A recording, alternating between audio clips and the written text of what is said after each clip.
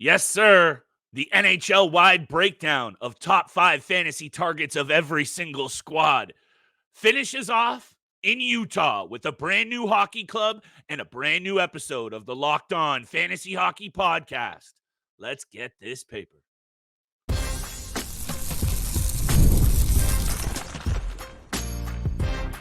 You're Locked On Fantasy Hockey, your daily podcast on fantasy hockey. Part of the Locked On Podcast Network, your team every day.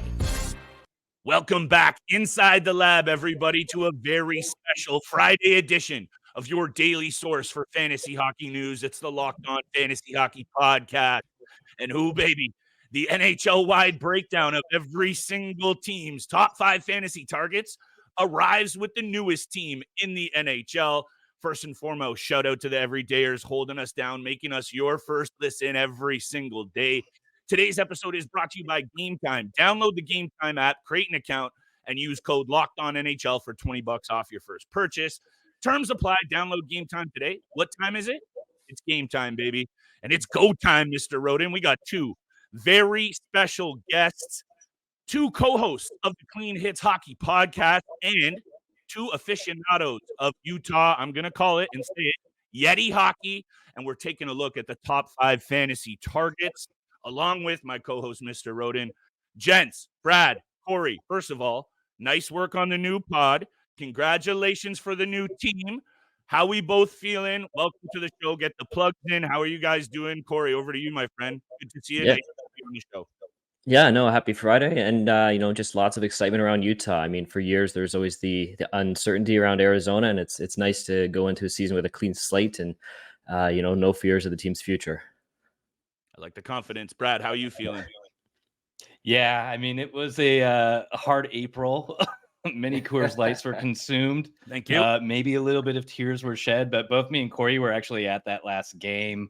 Ooh. Both diehard Coyotes fans, but we love the franchise too. So we are taking our virtual suitcases over to Utah and Salt Lake City and writing and creating content on the Clean Hits blog and podcast about the team. So if you want to learn more about this great team that general manager Bill Armstrong's building up, come give us a follow, and we'll give you all of our expertise and knowledge on the prospect pool and all the players that are currently on the roster.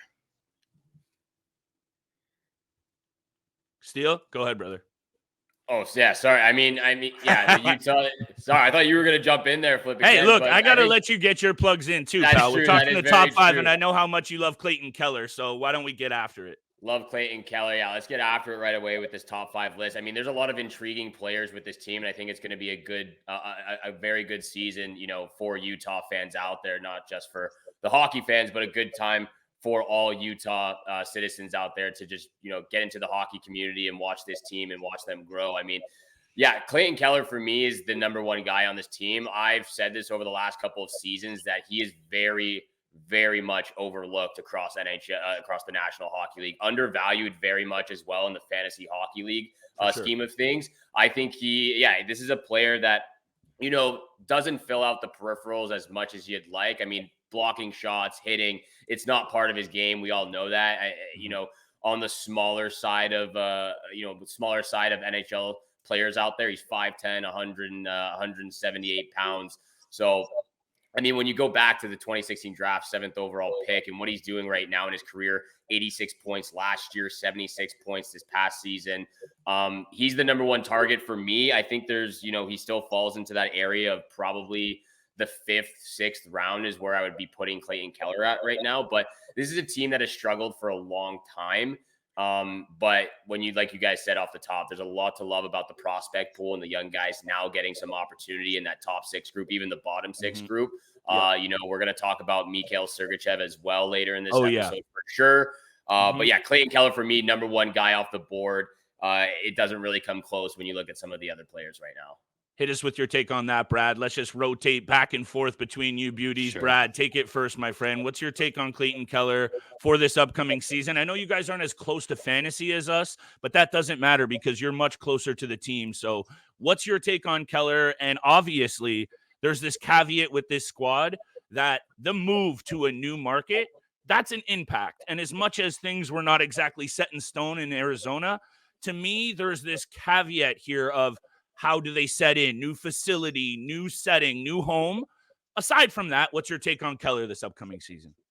Yeah, well, I mean, the team was 15th, tied for 15th place for goals for per game. The power play at moments got hot, at moments cooled down. But last season, we were injecting Cooley, Gunther into this lineup. We had center depth issue with Hatton being injured. Keller can be the motor, be the engine of the offense. He's proved that for 2 seasons now.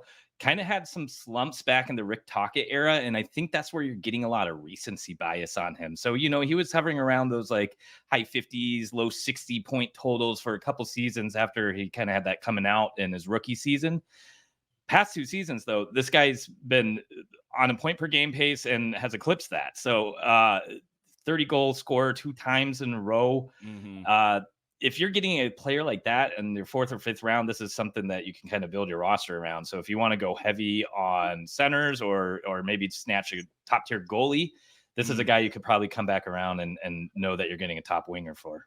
I had a feeling you guys were going to come on here and feel pretty good about some of these players that we're going to talk about. However, for good reason. And look, Mikhail Sergachev comes in at number 2, Steele. I got to get it out there. Clayton Keller's a slam dunk number 1. We know this. This player, in any other market, he's borderline on the superstar kind of level popularity. Are the numbers not there yet? Sure. But if he's in a bigger market, I think all 4 of us can agree this is a much bigger name, and that would obviously impact his fantasy value. However, I agree with you wholeheartedly, Brad. Let me turn this over to Cory because I got Sergachev at number 2.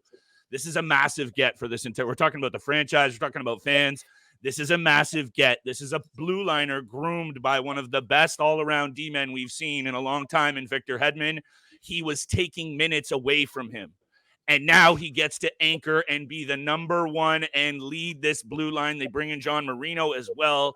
The blue line was an issue, Cory. Sergachev comes in. He's my number 2, Steele. And when you look at his numbers before getting hurt, hits, blocks, shots on net, penalty minutes, and point production, this guy is going to be a game changer for this Utah club. What's your take on Sergachev, Cory, his impact or otherwise? Yeah, I think you're bang on there, right? Because he was almost kind of hidden in Tampa, right? He was stuck behind Victor Hedman, but now he's going to come into Utah. He's got the opportunity to be the guy. He's going to play all situations, power play, penalty kill.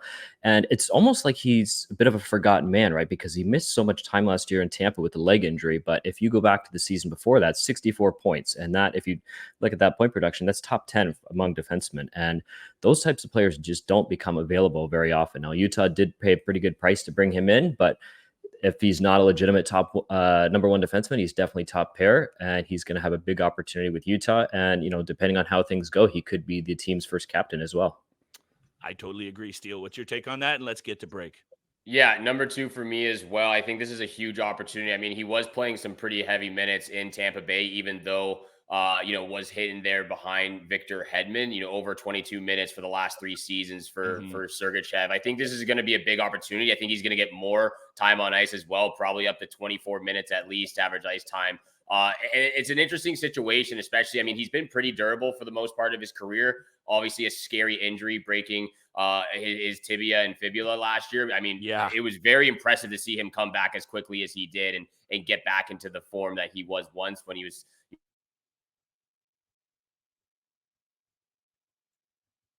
on this list, but we'll mention that when we come back from break. Most definitely. Shout out to both Brad and Cory for joining us on today's episode.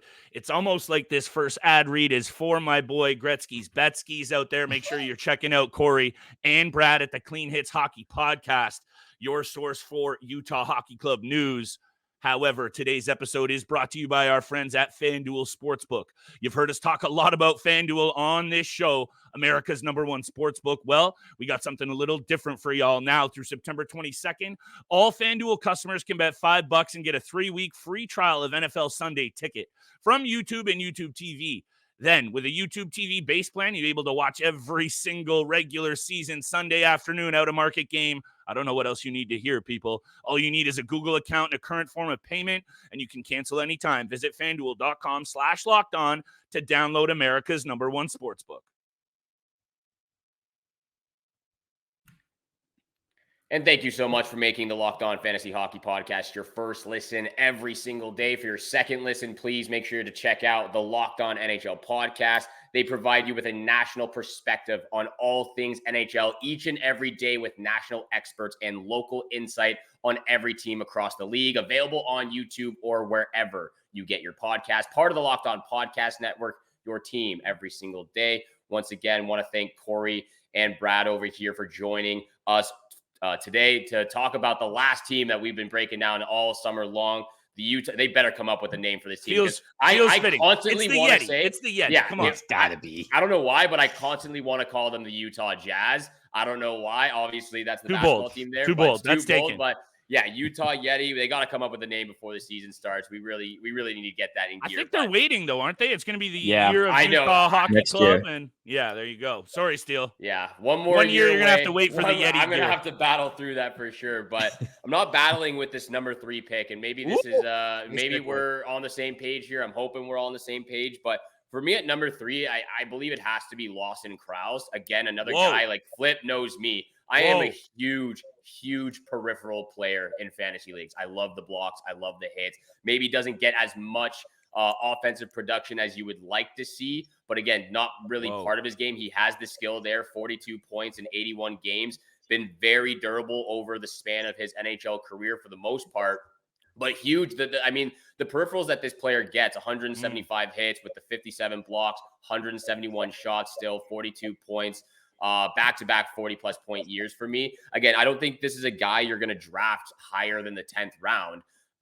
But again, when you come into categorical leagues that Flip and I always seem to be doing on a yearly basis, obviously some keeper leagues out there. But for me, Lawson Crouse, he beats out Conor Ingram. He beats out Nick Schmaltz just by a fraction, by a hair. But that's who I'm going with at the number 3 spot right now. Brad, what's your take on not only this player, but having him 3rd off the board for fantasy drafts? Sneaky. I like it. This was the guy I had circled to maybe be a little bit higher in my rankings too, because a lot of the other offensive players you're looking at on the team are pretty young. So I'm sure we'll bring up some of these names in a little bit here, but Krauss brings the hits, obviously. I think he's been in the top 5 in the league several times. He's had 3 20 goal scoring seasons in a row now. So you are going to get that type of production from him. And again, he has been kind of up and down the lineup. I think he's maybe going to be either settled in on that second line with Cooley and Gunther, which, just dollar signs goes off in your eyeballs when you think about that combo. Yeah. Or he could be on the third line with Bukestad and Michelli, and him and Michelli were getting some phenomenal chemistry throughout the season last year. So you're probably getting second power play minutes here. You're going to get the hits. You're going to get the shot blocks. If there's injuries, like you mentioned, Steele, he's durable. So there's a good chance that he's going to be moving up and down the lineup throughout the season, but he could be on that top line if Schmaltz misses time or Keller misses time at all. And there's a little bit of inconsistency to his play. Sometimes I kind of wonder if it was all of the outside noise that would factor into that. And he was one of the first team members to move to Utah. He seems very excited. He seems very re-energized. I'm really excited to see if Krauss can have a career year in this inaugural Utah season. Steele, this is a bold selection for you. I appreciate it. I think Brad hit the nail on the head here, which I expected both Cory and Brad to do. Look, guys, these are the people that know these rosters. So make sure you check out the Clean Hits pod. They're bringing that heat. Also, by the way, my boy Brad here, Gretzky's Betskis, might put a few dollars in the old pocketbook. So make sure you check out Gretzky's Betskis on Twitter, X, and then thank Uncle Flip later. However, boys, I don't have Lawson Crouse in my top 5. Ooh. He would have been at number 6. Let me just explain the inconsistencies there and what I expect from this young core. I think they all have a little bit of a come up. Gunther, Cooley, all of these players, those are the guys that are going to carry this franchise. No disrespect to Lawson Crouse, but his value to me falls much more into a role capacity. Playing that third line, maybe second line minutes. Let me just spit it out. I'm buying into Logan Cooley big time, boys. And I know last year was a bit disappointing. Steele, I get it. Peripherals, this is riskier. Lawson Crouse, probably the safer play for even the reasons like Brad described with him arriving early in Utah and going to be one of those off-ice leaders for this club. I'm reading into Logan Cooley, such a creative, talented offensive player, 3rd overall draft pick. The sky is the limit, and he hasn't even started to scratch the surface. Am I a year early on this expectation? Could I probably wait and take some safer plays? Nick Schmaltz, maybe next off the board. We'll talk about him. I'm drinking the Kool-Aid and the Cooley, and I'm taking him 3rd on this team, Steele. I'm expecting a breakout from this player. Maybe I'm a year early, though. Corey, what's your take on this? And Steele, take it away after that, brother. I don't know if you're a year early, but you might be half a year early. So I think begin the year, Barrett Hatton's probably going to hold down that number 1 spot playing with Clayton Keller. But in the second half of the season, when Logan Cooley is going to have a little bit more time at the NHL level, lots of potential to take off. I mean, we saw it in the second half of last year. I think it was 16 points in last March and April, and he's still only, I think he's 19, 20 years old. So lots of potential there. We saw it even going back to the preseason last year in Australia, right, where he had that highlight reel goal. And if you look at the prospect pool that Utah has, really solid pool, but not really a number 1 center coming. Still lots of hope that Logan Cooley can be that player, and that could be as soon as I think the second half of this coming season. Bang. That is Corey in the clutch. Yeah, Cory in the clutch for you there. I mean, I'm very interested and very a little bit shocked, honestly, that Lawson Crouse. I mean, I didn't expect him to be in the top 3 for you or in that 3rd spot, but I'm surprised that he's not in the top 5 because that was a player that you talked a lot about. Yes, and it's risky, Steele. Mondays. 100%. It is riskier for sure, but a little bit surprised by that. But I'm not surprised that Logan Cooley is in the top 5 because he is going to be an absolute stud for this Utah team moving forward. We got lots more to talk about the Utah Hockey Club, as well as, again, breaking down the top 5, some potential candidates moving forward in this upcoming season. But first, this episode is also brought to you by Game Time. You shouldn't have to worry when buying your tickets to your next big event. That's why we always use the Game Time app. Game Time is the fastest and easiest way to buy tickets for all the sports, music, comedy, and theater events near you. Game Time is now an authorized ticket marketplace of Major League Baseball, which makes getting tickets even faster and easier. Game Time actually has a new feature called Game Time Picks that makes getting tickets to your favorite live events even easier than before. Game Time Picks filters out the fluff to show you only incredible deals on great seats, so you don't have to waste time searching through thousands of tickets. Game Time is the only ticketing app that gives you complete peace of mind with your purchase. Save even more with exclusive in-app deals on select seats ahead of the game or event. Download the Game Time app, create an account, and use code LOCKEDONNHL for $20 off your first purchase. Again, create an account, use code LOCKEDONNHL for $20 off. Download Game Time today. What time is it? It's game time. And thank you so much again for making the Locked On Fantasy Hockey Podcast your first listen every single day. Continue to hit the subscribe button, the follow button, leave a 5-star review. Make sure you go check out Cory and Brad's podcast, Clean Hits Hockey Podcast, doing tremendous things over there as well. So thank you so much for tuning in for today's episode. Thank you again, Cory and Brad, for jumping on for today's episode. The last NHL team that Flip and I are breaking down throughout this summer, the Utah Hockey Club.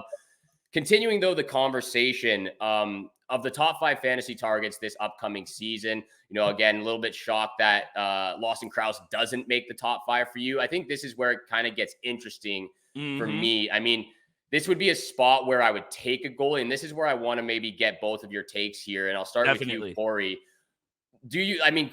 Conor Ingram had a really good season last year. And the year before that, I was really high on Karel Vejmelka as well. This is an interesting spot for both of them, I believe. And I'm honestly having a tough position picking which goalie to be the starter because I do like Vejmelka a lot, but based on what Conor Ingram how he performed last year, I mean, it could be a coin flip at this point. But what is your belief for the upcoming season? Who's going to be the starter, and who do you think is going to take control of that crease? I think it's still a split, but I think Ingram is the starter. I mean, by season's end, it could be 50-30.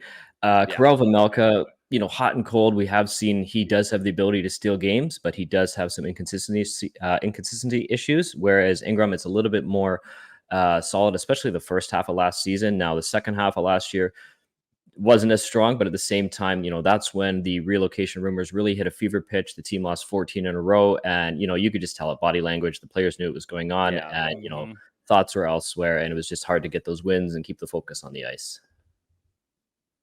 And Brad, what do you think? You think that same thing? Conor Ingram getting the starting position there?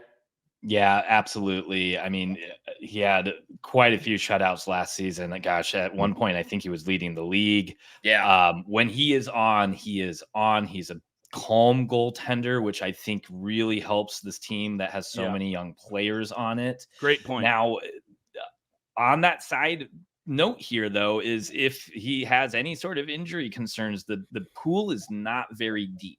So Vejmelka will start to take on that starter role again. And again, 2 years ago, like you mentioned, Steele, he had a pretty good season. He's definitely a more frantic, kind of all over the place goaltender in this play style. But he has kind of those magical games, a la Mike Smith, the old Coyotes goaltender, where you can't believe he makes those insane saves and kooky pulls Mike a Smith win out of his pants. So, I think that's a nice waiver wire pickup to think about if there's anything that does happen to Ingram. But I do suspect that Ingram will be the starter.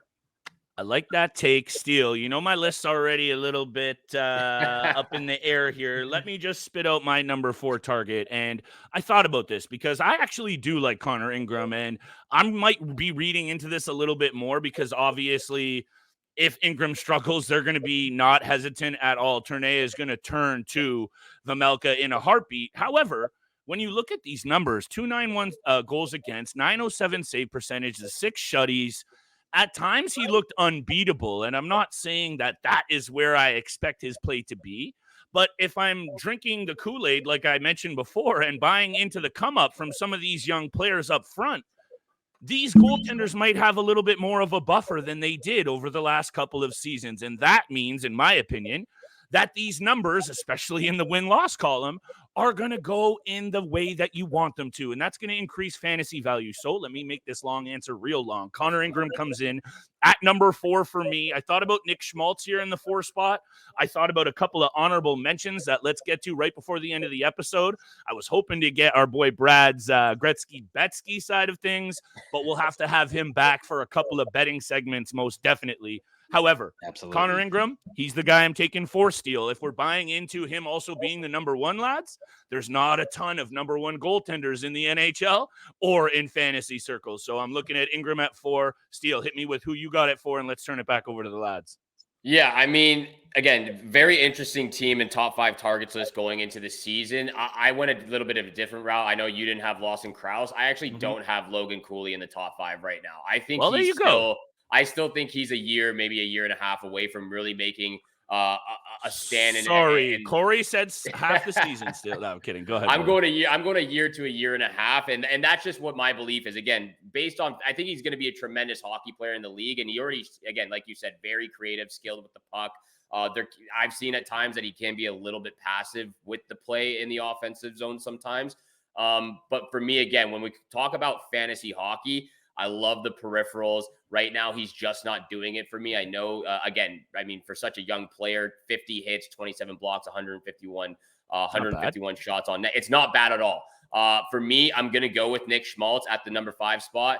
Again, first line center right now for this next season, first power play. Again, Logan Cooley's on that first power play as well. I'm just going with the guy who has shown the chemistry alongside Clayton Keller over the last couple of seasons. And again, might be the safer pick. I'm going with the safe option here, and I've got Nick Schmaltz at number 5.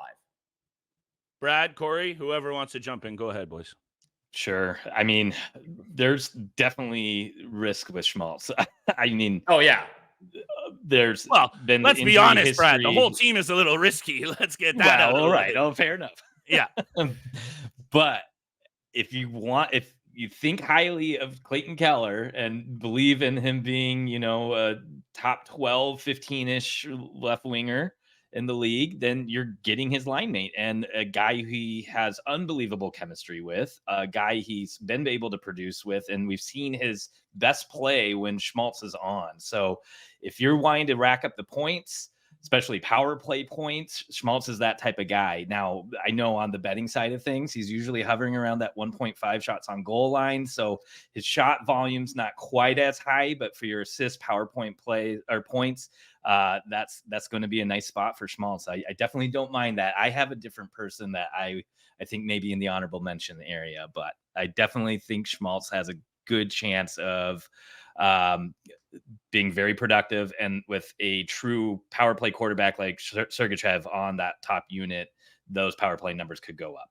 Don't tease us. Hit us with your other option, Corey, then you, and then Steele. Let's wrap this bad boy up with a bow. So, I mean, Dylan Gunther is the guy that I have circled. I honestly like him a little bit more than Cooley. Whoa! Yeah. He was on a 33 goal pace last season.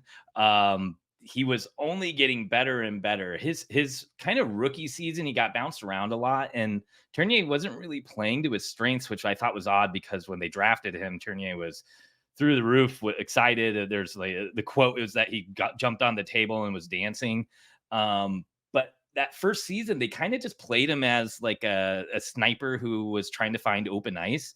Last season, you kind of saw the tenacity in Gunther's game.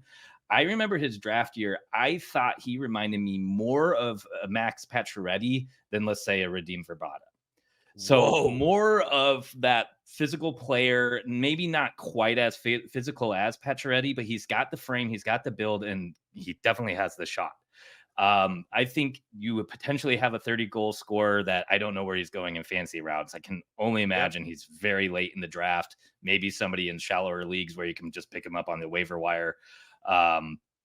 If he continues his chemistry with Cooley, he is going to explode. And I do suspect that he will be the prime trigger man on the top power play unit. That is for sure our first Radim Verbata shout out. So this is why I knew I was going to like you guys on this pod. Corey, hit us with your take here on this situation. Steele, wrap it up for us, brother. And I think this has been a really good episode that has also brought some good insight for myself. Corey, what are your thoughts on that take? I think beyond Gunther, the other name I would circle, I mean, as much as we discussed Keller and Schmaltz on the top line, is to begin the year, that number one center spot is going to go to Barrett Hatton. Now, he's a bit of a forgotten player because he had a bit of a disaster year last year, only 10 points, 33 games, missed some time with an injury. I think he took a puck to the face in front of the net, and then he missed the rest of the season with a broken hand, so only played about a third of the year. But if you go back to the season before that, he had 22 points in 22 games in a stretch, and I believe it was January and February, so he was shooting at a point per game.